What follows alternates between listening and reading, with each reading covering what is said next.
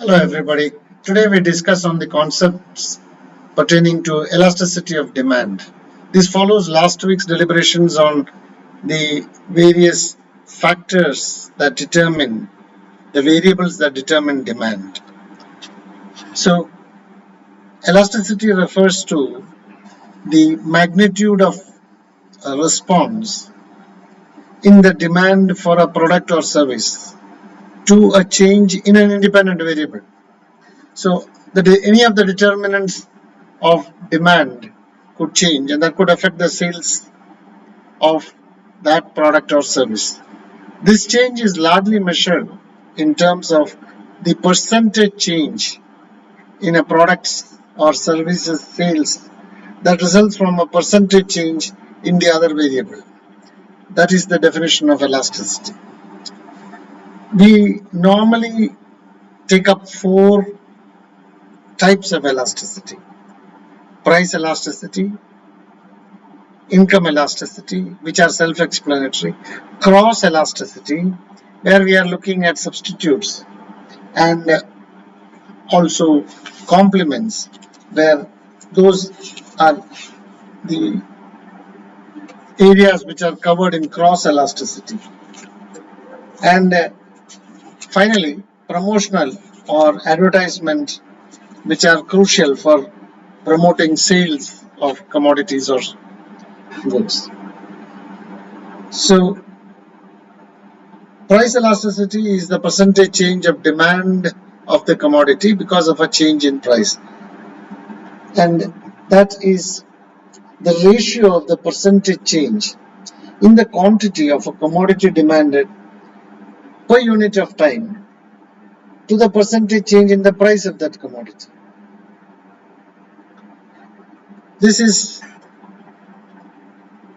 subcategorized into five. One, inelastic demand, where you have a vertical demand curve or a perfectly elastic curve, like a small change in the price can bring about an infinite smile, result in the demand being escalated. Or you could have a one-to-one, 1% change in the price, 1% change in the demand. That is called the unit elasticity. Now, if the elasticity is more than 1, it is generally deemed that it is elastic, and if the elasticity is less than 1, then it is generally deemed to be inelastic. Summarizing it, if E is 0, elasticity is 0, it is perfectly inelastic. If E is infinite, then the demand is very responsive to change in price. If E is 1, then it is unit elasticity. If E is greater than 1, then there is elasticity, and E is less than 1, there is inelasticity of demand. Now, when it comes to income, we are looking at a change in demand on account of our income. Percentage change in demand over the percentage change in income. The response of the consumer and his demand to the variations of the consumer's income. Important factor to remember is that we have superior goods, then I may like to move over. When my income increases, I increase the demand for those superior goods, and I may give up the inferior goods. Like if I am eating coarse grains because I am from a low income category, as my income moves up, I may give up the coarse grains for like bajra, for wheat, which is a superior range of food grains. Similarly, I might look for white goods if my income goes up. Refrigerators, air conditioners, I might buy those. So demand for these will go up as income levels move up. That's the income elasticity.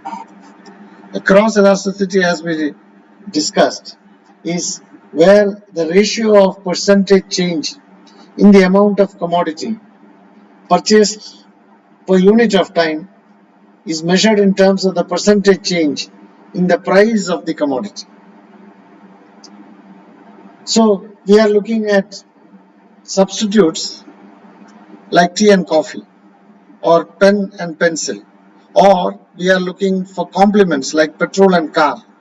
or pen and ink. So cross elasticity can study both substitutes and complements. Then we have the advertisement, promotional variations. The amount of money spent on advertisement might bring in more or less. If the demand is generated substantially, then because of a small change in advertisement, then it could be elastic. So promotional expenses matter to us, so that they must yield results. So advertisement elasticity measures this component. There are two final points which I'd like to make. If we, on a demand curve,